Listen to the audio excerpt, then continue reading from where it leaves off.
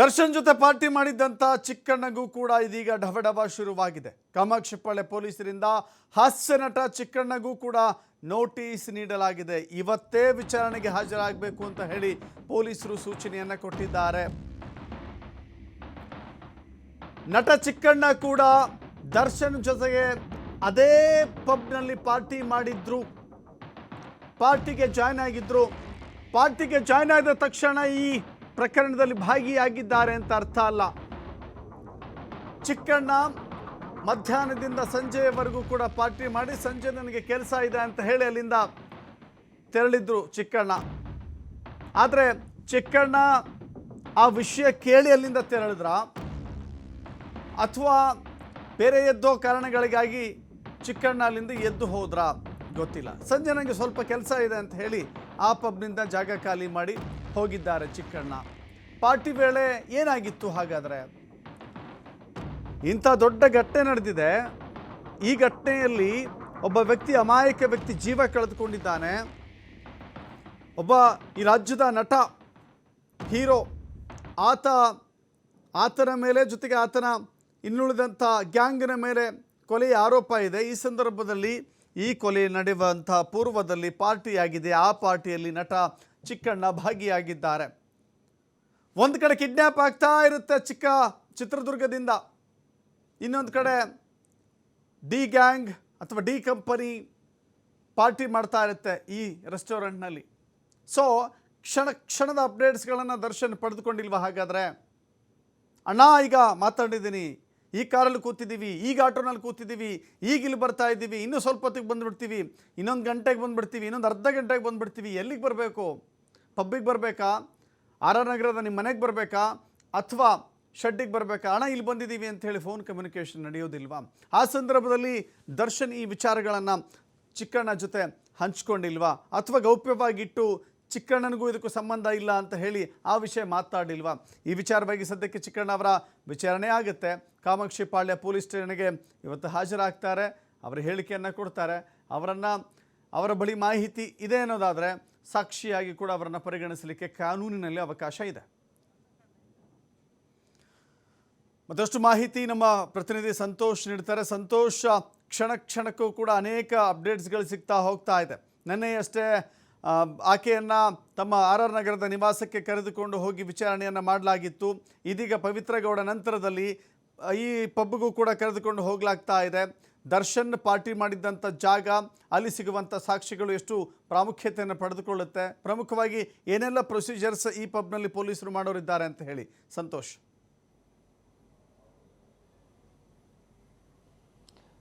ದಶರಥ್, ಪ್ರಮುಖವಾಗಿ ಯಾವುದೇ ಪ್ರಕರಣ ಆಗಿದ್ರೂ ಕೂಡ ಆ ಪ್ರಕರಣಕ್ಕೆ ಸಾಕ್ಷ್ಯಾಧಾರಗಳು ಅತ್ಯಂತ ಪ್ರಮುಖ ಪಾತ್ರವನ್ನು ವಹಿಸ್ತವೆ. ಸೊ ಎಷ್ಟೇ ಆರೋಪಗಳು ಕೇಳಿಬರ್ಬೋದು, ಯಾರ ಬಗ್ಗೆನೂ ಕೂಡ ಆರೋಪಗಳನ್ನು ಮಾಡಬಾರ್ದು, ಆದರೆ ಅದಕ್ಕೆ ಸೂಕ್ತವಾದ ಸಾಕ್ಷ್ಯಾಧಾರಗಳು ಬೇಕು. ನ್ಯಾಯಾಲಯಕ್ಕೆ ದೋಷಾರೋಪಣಾ ಪಟ್ಟಿಯನ್ನು ಸಲ್ಲಿಕೆ ಮಾಡಿದಂಥ ಸಂದರ್ಭದಲ್ಲಿ ನ್ಯಾಯಾಲಯ ಕೇಳುವುದಂಥದ್ದು ಕೂಡ ಸಾಕ್ಷ್ಯಾಧಾರಗಳನ್ನು. ಯಾರದೇ ಒಬ್ಬ ವ್ಯಕ್ತಿಯನ್ನು ಬಂಧಿಸಬೇಕು ಅಂತ ಹೇಳಿದ್ರೆ ಅದಕ್ಕೆ ಸೂಕ್ತವಾದ ಸಾಕ್ಷಿಗಳಿರಬೇಕು, ಕಾರಣಗಳಿರಬೇಕು. ಕಾರಣದ ಜೊತೆಗೆ ಇವರು ಸತ್ಯಾಸತ್ಯತೆಯನ್ನು ಕೋರ್ಟ್ಗೆ ಮನವರಿಕೆಯನ್ನು ಮಾಡಿಕೊಡ್ಬೇಕಾಗತ್ತೆ. ಸೊ ಇಲ್ಲೂ ಕೂಡ ಪೊಲೀಸರು ಅದನ್ನೇ ಮಾಡ್ತಾ ಇರುವಂಥದ್ದು.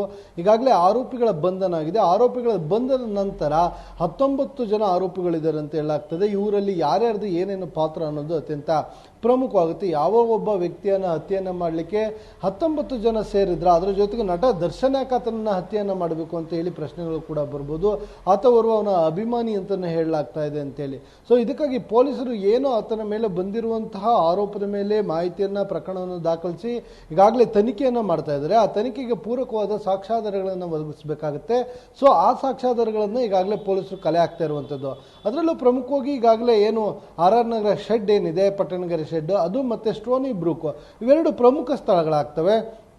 ಇವೆರಡು ಪ್ರಮುಖ ಸ್ಥಳಗಳಲ್ಲಿ ಇಡೀ ಪ್ರಕರಣದ ಕುಕೃತ್ಯಗಳು ನಡೆದಿರುವಂಥದ್ದು. ಅಂದರೆ ಆತನನ್ನು ಅಲ್ಲಿ ಕಿಡ್ನಾಪ್ ಮಾಡಿದ ನಂತರ ಬೆಂಗಳೂರಿಗೆ ಬರೋವರೆಗೂ ಕೂಡ, ಅಂದರೆ ಅದಕ್ಕೂ ಮೊದಲೇ ಸ್ಟೋನಿ ಬ್ರೂಕ್ನಲ್ಲಿ ಪಾರ್ಟಿ ಆರಂಭವಾಗಿರುತ್ತೆ.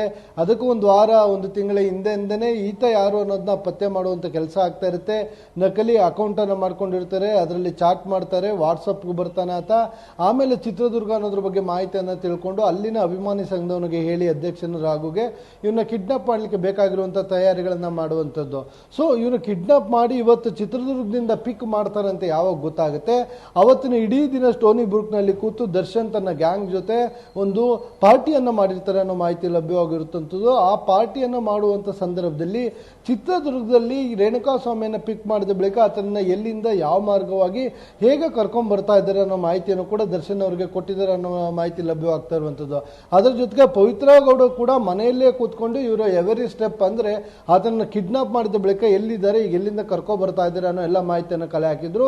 ಮಾರ್ಗ ಮಧ್ಯೆ ಏನಾದರೂ ರೇಣುಕಾಸ್ವಾಮಿಗೆ ಅನುಮಾನಗಳು ಬಂದು ಆತ ಯಾರನ್ನಾದ್ರೂ ಸಹಾಯವನ್ನು ಕೇಳಬಹುದು ಅನ್ನೋ ಕಾರಣಕ್ಕೆ, ಅದೇನಾದ್ರೂ ಸಮಸ್ಯೆ ಆಗ್ಬೋದು ಅನ್ನೋ ಕಾರಣಕ್ಕೆ ಪವಿತ್ರ ಗೌಡ ಕೂಡ ಪ್ರತಿ ಹಂತದ ಮಾಹಿತಿಗಳನ್ನ ಮನೇಲಿ ಎತ್ಕೊಂಡು ತೆಗೆದುಕೊಳ್ತಾ ಇದ್ರು ಅನ್ನೋ ಮಾಹಿತಿ ಇರುವಂತದ್ದು.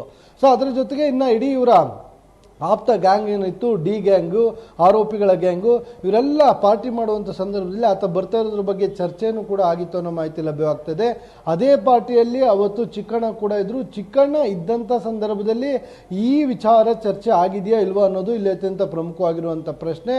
ಚಿಕ್ಕಣ್ಣ ಕೂಡ ದರ್ಶನ್ ಆಪ್ತರಲ್ಲಿ ಒಬ್ರು, ಆದರೆ ಈ ವಿಚಾರದಲ್ಲಿ ಇವನು ಕಿಡ್ನಾಪ್ ಮಾಡಿ ಕರ್ಕೊಂಡ್ ಬರ್ತಾ ಇದ್ದಾರೆ ಅನ್ನೋದ್ರ ಬಗ್ಗೆ ಚಿಕ್ಕಣ್ಣನಿಗೆ ಮಾಹಿತಿ ಇತ್ತಾ ಇಲ್ವಾ ಅನ್ನೋ ಅನುಮಾನ ಇದೆ. ಆದರೆ ಚಿಕ್ಕಣ್ಣ ಪಾರ್ಟಿಯಲ್ಲಿ ಇರುವಂಥದ್ದು ಖಚಿತ. ಈ ಕಾರಣಕ್ಕಾಗಿ ಪೊಲೀಸರು ಆತನಿಗೆ ನೋಟಿಸ್ ಅನ್ನು ಕೊಟ್ಟು ವಿಚಾರಣೆಗೆ ಬುಲಾವ್ ಮಾಡಿರುವಂತದ್ದು. ವಿಚಾರಣೆಗೆ ಹಾಜರಾದ್ರೆ ಅವತ್ತಿನ ಪಾರ್ಟಿಯಲ್ಲಿ ಏನೆಲ್ಲ ಆಯ್ತು ಈ ವಿಚಾರವಾಗಿ, ಅಂದ್ರೆ ರೇಣುಕಾಸ್ವಾಮಿಯನ್ನ ಕಿಡ್ನಾಪ್ ಮಾಡಿ ಹಲ್ಲೆ ಮಾಡುವ ವಿಚಾರವಾಗಿ ಏನಾದರೂ ಚಿಕ್ಕಣ್ಣಗೆ ಮಾಹಿತಿ ಇತ್ತ ಅನ್ನೋದನ್ನು ಕೂಡ ಅವರು ವಿಚಾರಣೆ ವೇಳೆ ಆತನಿಂದ ಮಾಹಿತಿಯನ್ನು ತೆಗೆದುಕೊಳ್ಳುವಂಥದ್ದು. ಇದು ಒಂದು ಕಡೆ ಆದರೆ, ಇನ್ನು ಸ್ಟೋನಿ ಬ್ರೂಕ್ನಲ್ಲಿ ನಡೆದಂಥ ಪಾರ್ಟಿ, ಆದಂಥ ಪ್ಲಾನ್, ಇವೆಲ್ಲದ್ರ ಬಗ್ಗೆ ಕೂಡ ಮಾಜರನ್ನು ಮಾಡಬೇಕು.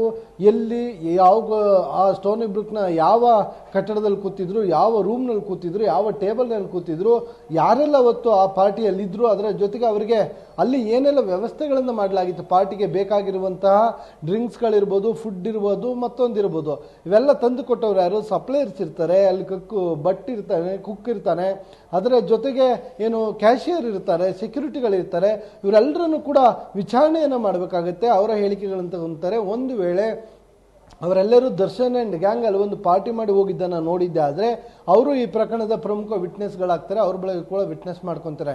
ಇದೆಲ್ಲದರಿಂದ ಆಚೆಗೆ ಒಂದು ವೇಳೆ ಪ್ರಕರಣ ದಾಖಲಾಗಿ ದೋಷಾರೋಪಣೆ ಪಟ್ಟಿ ಆದ ಬಳಿಕ ಕೂಡ ವಿಟ್ನೆಸ್ಗಳು ಎಲ್ಲೋ ಒಂದು ಕಡೆ ಮಿಸ್ ಹೊಡಿಬೋದು, ಸಾಕ್ಷಿಗಳು ಅನ್ನೋ ಕಾರಣಕ್ಕೆ ತಾಂತ್ರಿಕವಾದ ಎವಿಡೆನ್ಸ್ಗಳಿರುತ್ತೆ, ಅದನ್ನು ಕೂಡ ಕಲೆ ಆಗ್ತಾ ಇರುವಂಥದ್ದು. CC ಕ್ಯಾಮ್ರಾಗಳಿರ್ಬೋದು, CDR ಇರ್ಬೋದು, ಮೊಬೈಲ್ಗಳಿರ್ಬೋದು, ಇದು ಬಂದೋಗಿರೋದಕ್ಕೆ ಬೇಕಾಗಿರುವ ಎಲ್ಲ ಸಾಕ್ಷ್ಯಾಧಾರಗಳನ್ನು ಕೂಡ ಪೊಲೀಸರು ಕಲೆ ಆಗ್ತಾ ಇದ್ದಾರೆ. ಈ ಕಾರಣಕ್ಕಾಗಿ ಸ್ಟೋನಿ ಬ್ರೂಕ್ ಮತ್ತು RR ನಗರ ಶೆಡ್ ಪ್ರಮುಖ ಸ್ಥಳವಾಗ್ತದೆ ಮತ್ತು ಅಲ್ಲಿ ಎರಡು ಕಡೆ ಪ್ರತಿ ಇಂಚನ್ನು ಕೂಡ ಅವರು ಮಾಜರನ್ನು ಮಾಡಿ ಮಾಹಿತಿಯನ್ನು ಸಂಗ್ರಹಿಸಿರುವಂಥದ್ದು. ದಶರಥ್, ಥ್ಯಾಂಕ್ ಯು ಸಂತೋಷ್ ನಿಮ್ಮೆಲ್ಲ ಮಾಹಿತಿಗೆ.